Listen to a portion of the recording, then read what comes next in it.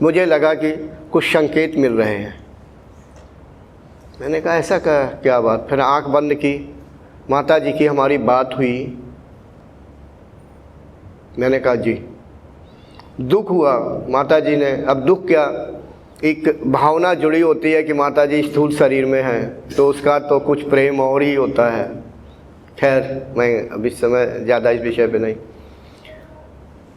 माता जी ने कुछ बताया, मैंने अमल मतलब उस पर पूरा करने का प्रयास किया। ठीक है,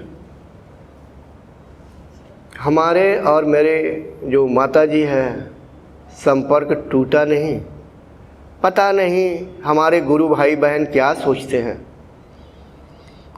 अगर हमारा और माता जी का इतना प्रेम ना होता, माता जी ने मुझे प्रेम से इतना सिखाया ना होता, तो आज मैं यहाँ नहीं होता। ठीक है, लेकिन अब आप कह सकते हैं कि मैं मिराज आश्रम क्यों नहीं रुका। मेरी गुरु माता ने कहा था नहीं, विधि का विधान कुछ होता है।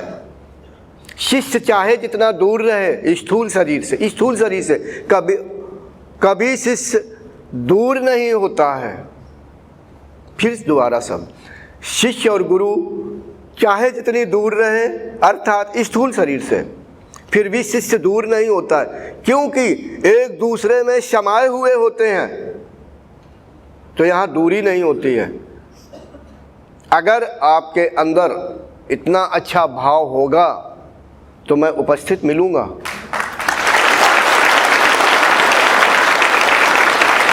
ठीक वैसे जैसे माता जी मुझे मार्गदर्शन करती हैं। लेकिन मेरी दीदी ने क्या कहा, अभी मैं तो पूरा हड़बड़ा गया हूँ। दीदी, मेरा कार्यकाल 18 दिसंबर से ख़त्म हो रहा था। किसी तरह से 19 आ गया। मैं नवंबर में, अभी पीछे जो नवंबर निकल गया, यहीं शिविर करना चाहता था, मगर उस समय यहाँ बुकिंग थी। फिर बीच में 3 दिन के लिए जगह खाली मिली, तो मैंने ट्रेनों को देखा, मगर ट्रेन में टिकट नहीं थी। तो मैंने कहा अगर मैंने शिविर 3 दिन का रख लिया तो साधक नहीं आ पाएंगे। तो इसलिए अभी फरवरी में अभी मिला समय। हाँ, इसीलिए मैंने टाइम बढ़ा दिया। इस समय भरपूर टाइम था कि कितना दिन चाहते हैं यहाँ पे, मतलब सारा कुछ हो गया। तो दीदी, आप अपने आदेश पे मैं प्रार्थना करूंगा, एक बार फिर विचार करें। अभी कार्यकाल पूरी तरह से समाप्त नहीं किया। यहाँ से हट के मैं स्पष्ट नहीं बताना चाहता था, मगर इस साधका ने अब दीदी से ऐसी शिकायत ही कर दी, तो थोड़ा और खुल के बोलना पड़ता। मैं चाहता था कि भारत से बाहर कुछ इस मार्ग में साधक आगे बढ़ें। यही देखते हुए यहाँ पर उपस्थित एक US है, यानी अमेरिका की एक लड़की, मैंने उसको आगे किया, यानी बढ़वाया बहन से। अभी सुबह हॉलैंड से आए हुए पति पत्नी अभी सुबह कोशिश की आगे बढ़े। और भी साधक यहाँ पर हैं, ऑस्ट्रेलिया, UK वगैरह के। तो मैं सोच रहा हूँ दीदी कि भारत में तो बहुत से साधक हैं और वहाँ यहाँ उपस्थित हैं ढेर सारे, अभी बहुत सामर्थ्य है, कई साधक हैं, गुरु पद पर बैठने के लिए बिल्कुल योग है। थोड़ा हमें धार लगानी है, इनकी पैनी करनी है, जैसे कुंडलनी उठाना, चक्र को ओपन कर देना, ये सब इनके लिए बिल्कुल साधारण चीज़ मैंने समझा रखी। और भी लड़के हैं, मुझे ऐसा लगता है कि मैंने काफ़ी इन्हें ट्रेनिंग दे दी है, यानी सिखा दिया है, इसीलिए मैं ज़्यादा, और भी कई साधक हैं, अगर मैं ट्रेनिंग दूँ इन्हें तो गुरु पद के लिए बिल्कुल एकदम से तैयार हैं। तो मुझे ऐसा लगा, और ऊपर से थोड़ी मनाही भी है। मनाही क्या, मुझे और आगे काम है, ऐसा नहीं मैं शांत नहीं बैठना कि सिर्फ साधना ही करनी है। तो ऊपर की मनाही के कारण कि नहीं, आप यहाँ का जो शिविर है, जो आप मार्गदर्शन करते हैं, इसका कार्यकाल समाप्त हो गया है।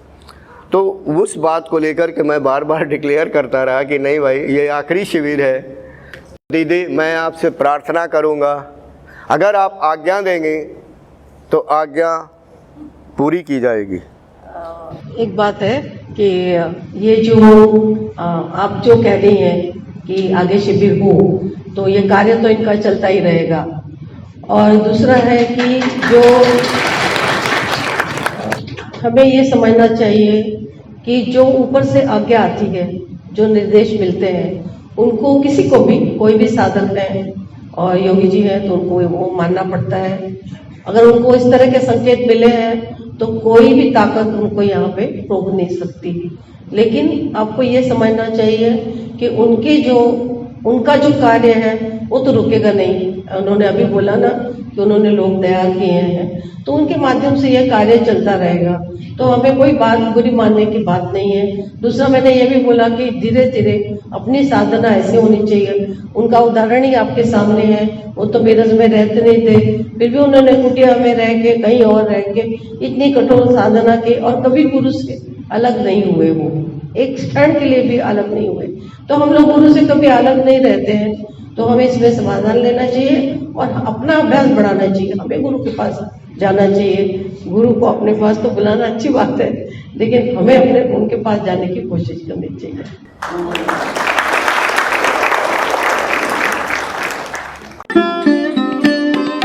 Thanks for watching. Remember to like, comment and subscribe.